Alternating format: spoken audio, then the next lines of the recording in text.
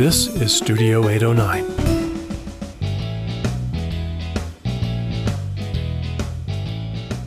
Hey everyone, and welcome to the Outdoors Hiking Bob podcast. You can check me out and get links to my social media and all that stuff at hikingbob.com.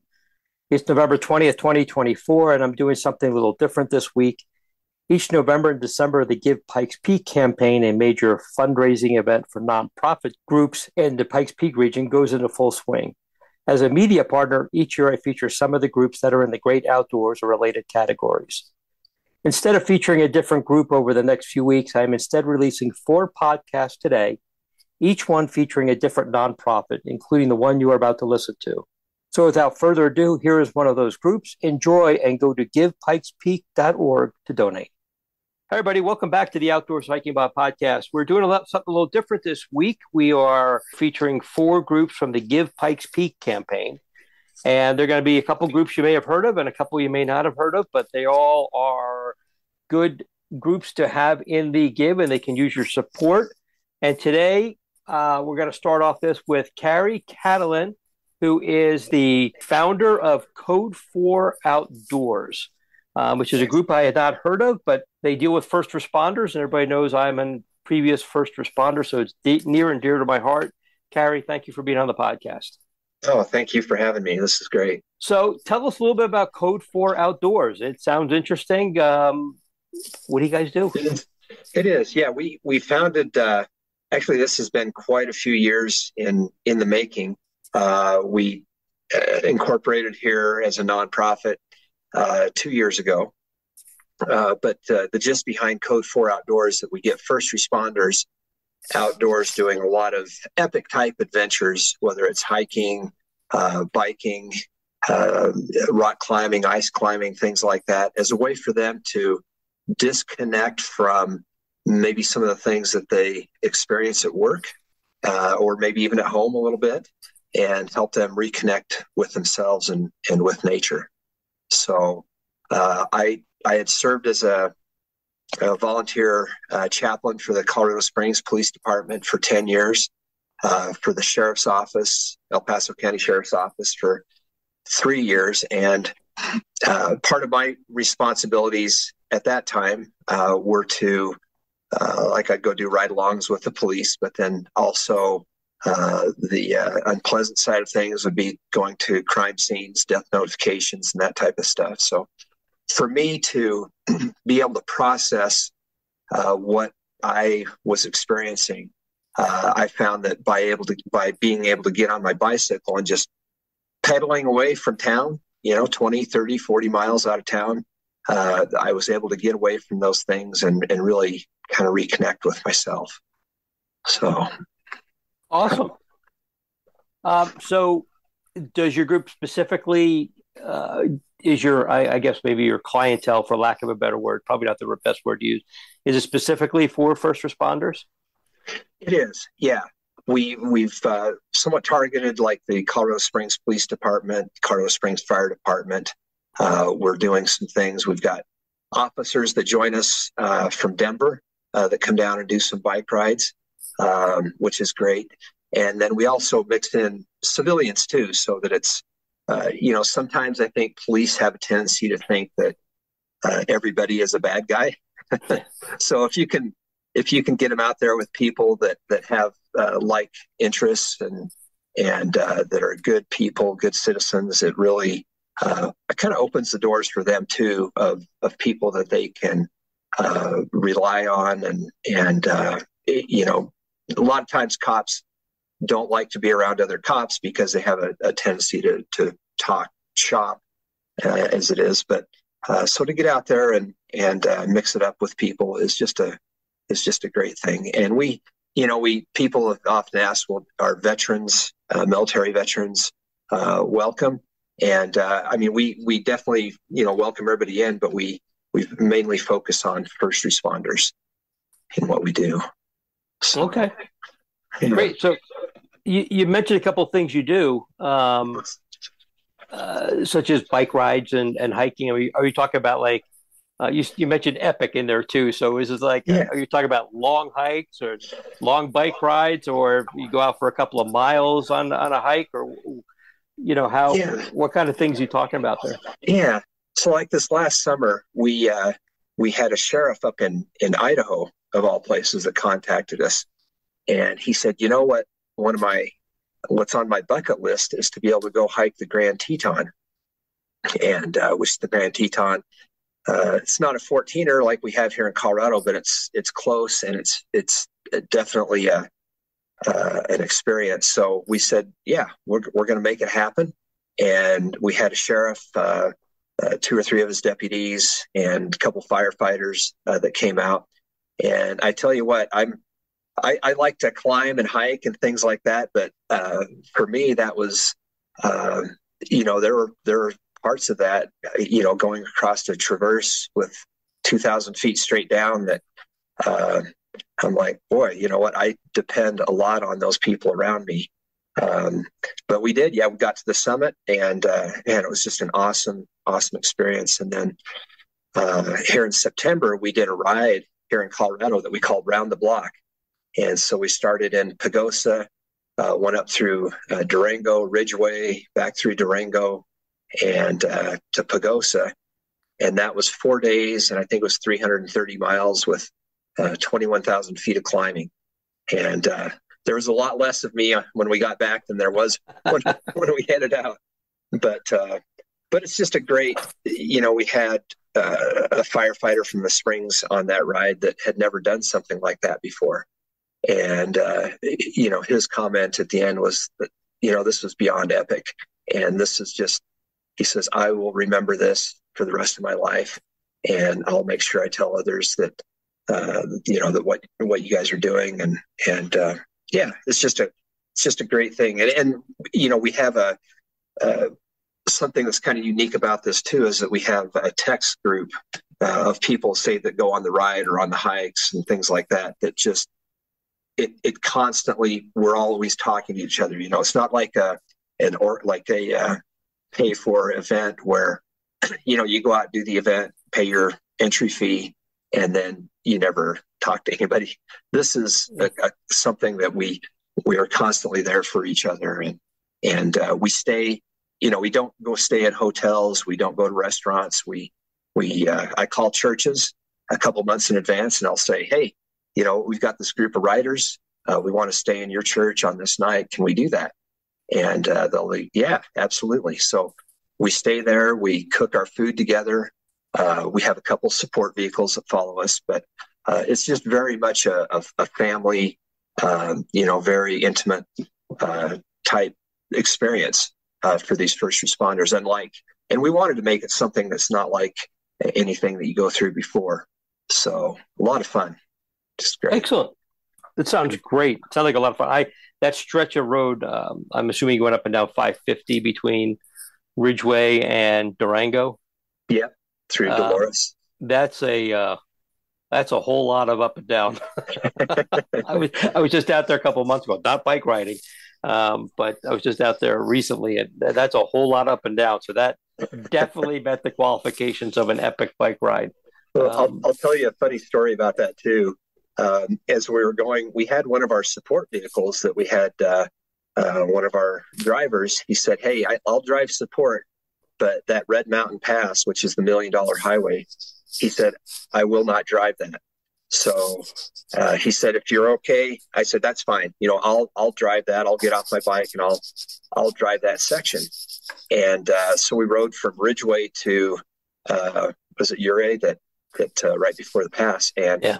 We got to Ouray, and in my mind, I'm thinking, oh, great, this is great. I'm going to be able to get off my bike and drive to the top of this pass. And we get to Ouray, and he says, I think I can drive this. And I'm like, oh, dang it.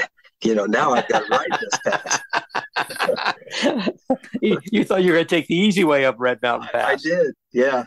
So, go ahead. But, just stuff like that. Just, just things that, just make it a lot of fun and interesting, and just, got great stories afterwards. Oh yeah, I can imagine, and I'm imagining, and as somebody who's a photographer, the pictures you probably take along the way, especially like on a trip like that, were probably incredible. capturing those images and then saving them and just going back and looking at them later. You're in the give, so you're looking for people to provide you with some financial support. Sure. How typically are these outings funded? Do the participants throw money for the thing, or you have them all sponsored? How does that work? Well, what we do is we ask for, say, the civilians, on these different events. We ask for them, for a donation, but then we also, for the first responders, because a lot of times, their finances are tight, and it's always a good excuse of, well, I can't afford to do this or that. So what we do, and what our goal with the Give campaign is that any first responder that wants to participate, and no matter what the event is, it's free to them to do that.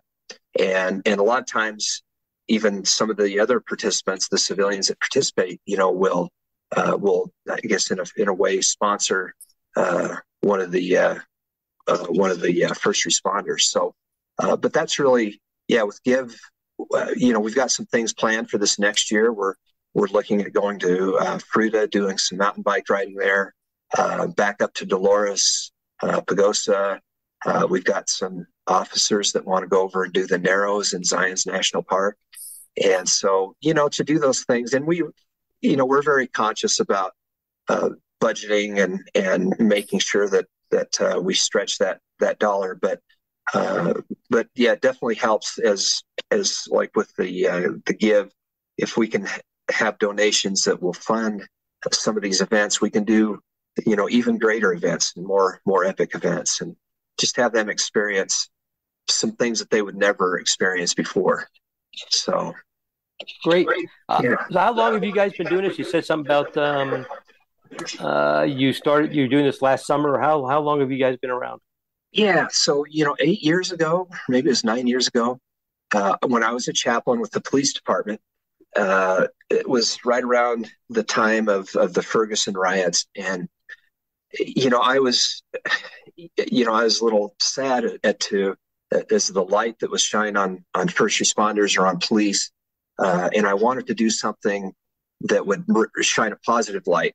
And I had this idea: hey, I'm going to ride my bike across the state of Colorado, and do it as a positive thing. And I had a friend that was a cop, and he said, "Oh, you ought to talk to this organization, Shield 616." And so I approached them and I said, "Hey, this is what I want to do. I want to do it as a positive light. I want to do it as a fundraiser for that organization." And that first year, we had 7 riders that rode from Wyoming down to New Mexico, and we built that up subsequent years. And again, initially we did it as a fundraiser, whatnot. But as we got going, what I found out, like as a chaplain, when I'm doing a ride along with a cop, they're doing reports, they're looking for people, bad guys or whatever. They're doing all these different things, and there's not a lot of time to talk. But when you're on a bicycle and you're riding for 6 or 7 hours, that's all you've got is time to talk, and you learn a lot more.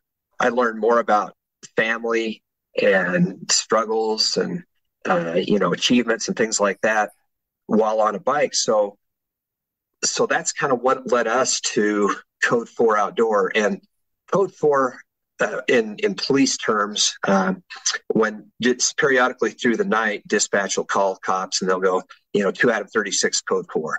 And what that means is, are you okay? And they'll respond back, 2 out of 36 Code 4. So it's a way, and we don't go out there with an agenda of, hey, how are you feeling today? What's your level of stress? But it's more just, hey, whatever comes out. If you don't want to talk about anything when we're out riding, that's fine. But a lot of times when they know that they can trust you and that they can confide in you and things like that, just great things happen and great relationships.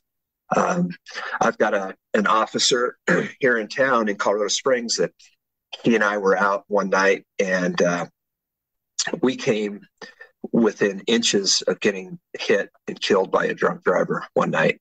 I mean, this guy was going 80 miles an hour down Union, and he almost clipped our car. And later that night, the officer that I was with, he goes, He goes, he says, I know there was a reason why you're riding with me tonight. He said, had I pulled out a half a second earlier, he says, I would be sitting in your lap and we'd both be dead. And from that, we have had a friendship now that has gone probably 10, 12 years. And his kids even call me Uncle Kerry. And so it's a great thing. It's just, that's what we want. We want these relationships. We want them to feel like, hey, you know what? I've got somebody that's a friend and somebody that I can trust. And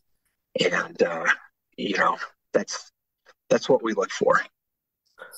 So it sounds like it's a kind of like a form of therapy, which sounds like it's I think we all need from time to time. And as a first responder myself, that's handy to have, but it doesn't always mean sitting in an office talking to a mental health professional. Sometimes it's talking to peers. Sometimes it's going outside.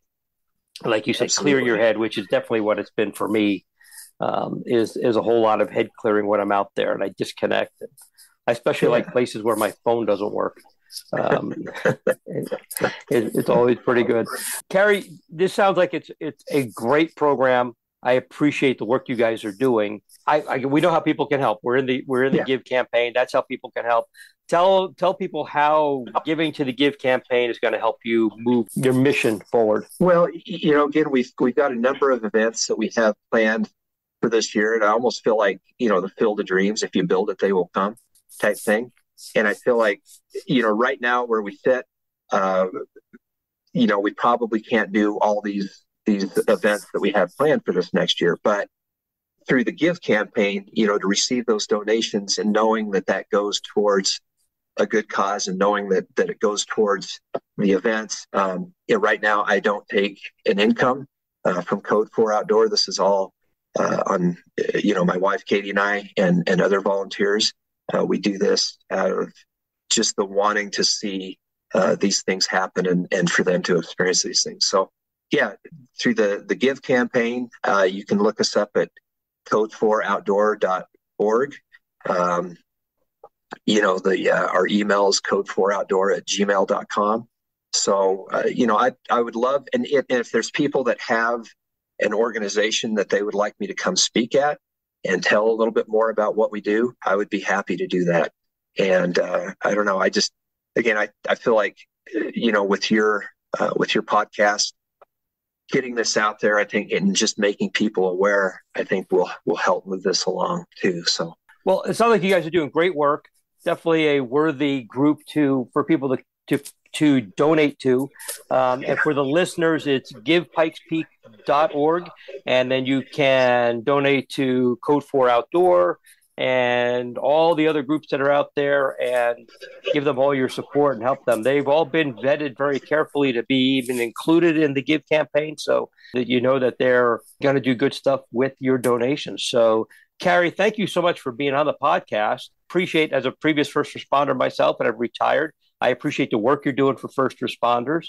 And I think that helps them all. And obviously it helps everybody when our first responders feel good and comfortable and relaxed. So I think that's great for everybody. So thank you so much for the work you're doing, for being on the podcast. You bet. Thank you, Bob. I really do appreciate it. And look forward to this next year. We're going to do great things. Awesome. Well, good luck with the Give campaign moving forward. Hope you guys do really well. Great. Thank you.